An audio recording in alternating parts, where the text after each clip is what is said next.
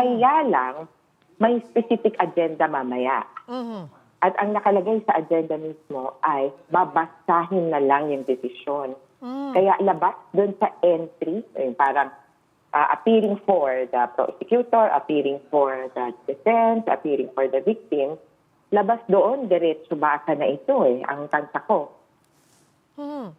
So, ibig nyo sabihin, parang represented po both sides, nandoon, makikinig na lamang sa pagbasa ng desisyon. Yes. Oo. At kung may nagtatanong din na pwede bang magkaroon ng oral argument, wala na dahil may desisyon na at babasahin na lamang itong desisyon na ito. Una na pong ipinupunto ng kampo ni Duterte na hindi raw siya fit to stand trial. Ano po ang ibig sabihin nito sa konteksto ng ICC at paano po ito ina-assess? Ang fitness to stand trial parang both medical and legal no? Wala namang doktor na kumbaga nag-certify na fit to stand trial. Usually, fit to return to work, ganyan. Fit to fly or not.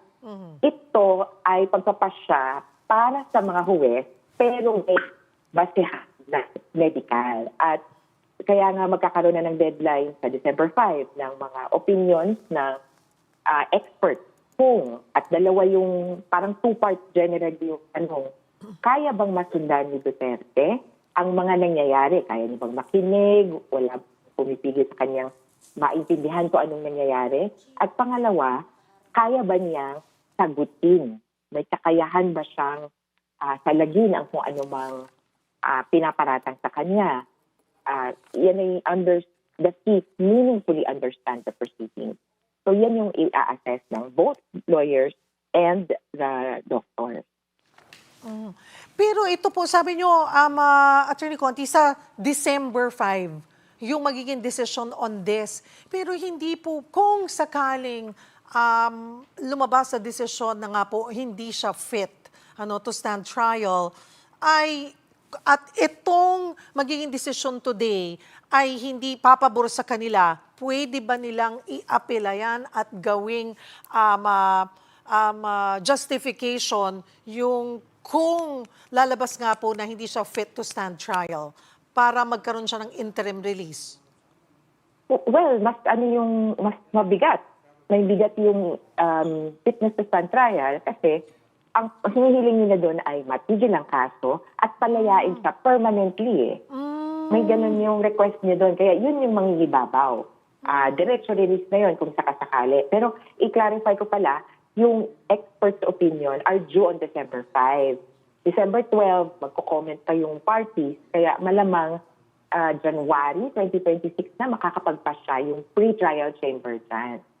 So ito kasing interim release, temporary release lang to Yes. Kumbaga tuloy lang ang hearing kung ano't ano man. Yung fitness to stand trial, kumbaga it goes into kaya mo bang mag-participate? Hindi. Therefore, walang magaganap na hearing sa immediate future. May mga tanong din na parang paano nila i-appreciate yan kasi hindi naman permanent ang unfitness to stand trial. Ang ayon sa ICC, pwedeng mabago kasi sabi mo, masyadong mainit dito, lagi akong nagkakasakit. O masyadong malamig, baliktad pala. Eh di, dadaling ka sa mas mainit.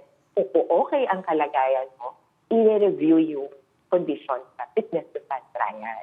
Maaantala or in a way matitigil yung proceedings kung sakasakali.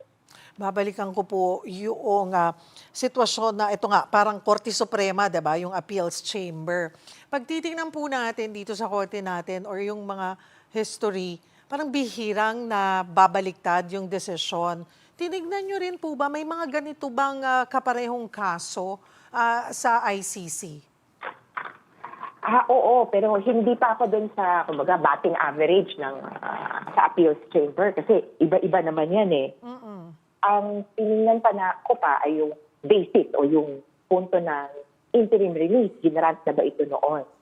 May parang 5 o 6 na tao na ginrantan ang ICC ng interim release. Oo, pero ang kaso nila ay Article 70 o yung tinatawag na parang 5th crime of the ICC at yung crimes against or offenses against the administration of justice. Kung dito po sa Pilipinas, parang obstruction. Mm.